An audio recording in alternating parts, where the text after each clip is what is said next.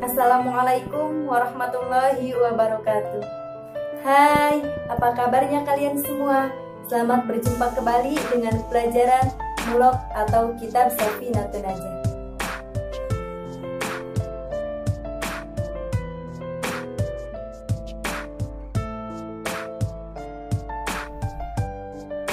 Dalam pelajaran kali ini, kita akan membahas pasal tentang barang yang bisa jadi suci dari najis, macam-macam najis, dan cara menyucikan najis tersebut. Yang pertama, kita akan membahas perkara yang bisa suci dari najis. Bismillahirrahmanirrahim. Faslun alladzi yathuru minan najasati salasatun. Al-khamru idza takhallat binafsiha wa jildul maitati idza dubigha wa masara hayawanan.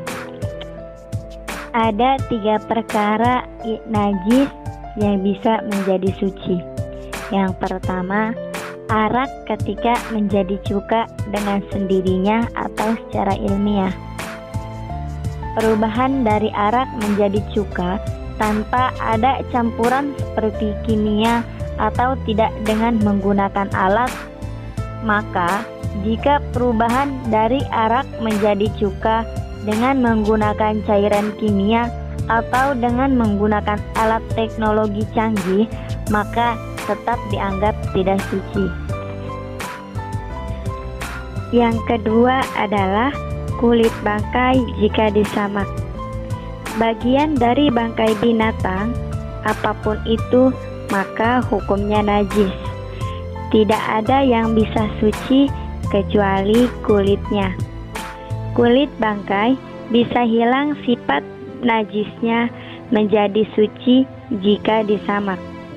Rasulullah Shallallahu Alaihi Wasallam bersabda, "Idza dubigol ihabu faqad tahur." Artinya, ketika kulit bangkai disamak, maka akan menjadi suci. Hadis riwayat Muslim. Menyamak adalah menghilangkan daging dan lemak yang menempel pada kulit dengan sesuatu yang menyengat, seperti daun bidara.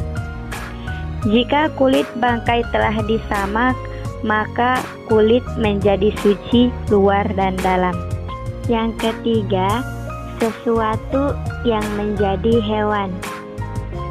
Hewan yang muncul dari sesuatu atau daging bangkai, meski bangkai hewan yang najis seperti bangkai anjing yang telah membusuk dan mengeluarkan ulat-ulat, maka ulat-ulat tersebut hewan yang suci.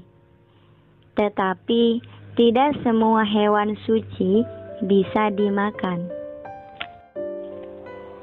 Pembahasan selanjutnya, kita akan membahas pasal tentang macam-macam najis dan cara menyucikannya. Pengertian najis. Najis adalah kotoran yang menjadi penyebab terhalangnya ibadah yang dilakukan seseorang, hingga ibadahnya menjadi tidak sah yang dilakukan jika badan terkena najis. Bukan hanya badan yang harus berada dalam keadaan suci, namun juga pakaian yang digunakan ataupun tempat yang digunakan untuk beribadah harus suci dari najis. Najis dibagi ke dalam beberapa macam.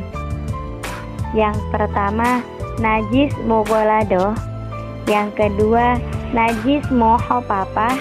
Yang ketiga, najis mutawassithah. Yang pertama, najis mughalladah. Najis mughalladah adalah najis berat. Cara menyucikannya adalah dengan cara membasuh dengan menggunakan air suci 7 kali dan 1 diantaranya yaitu tanah yang dicampur dengan air. Misalnya bekas jilatan babi atau anjing.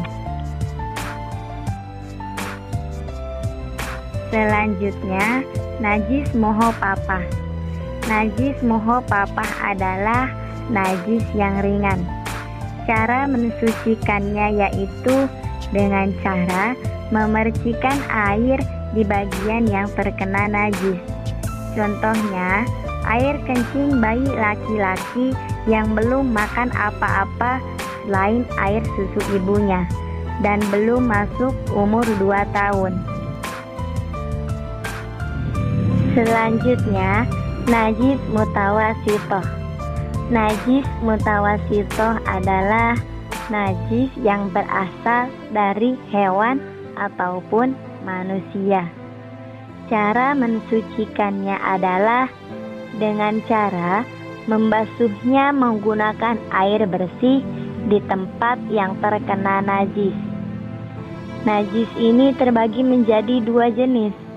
Yang pertama, najis ainiyah, dan yang kedua, najis hukmiyah. Apa itu najis ainiyah?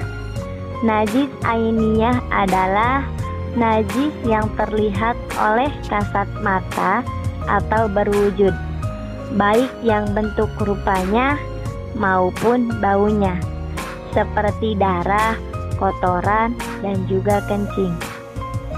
Sedangkan najis hukmiyah adalah najis yang tidak terlihat oleh mata atau najis yang sudah kering, seperti bekas kencing dan juga minuman keras yang menempel di pakaian yang telah mengering dan tidak terlihat bekasnya.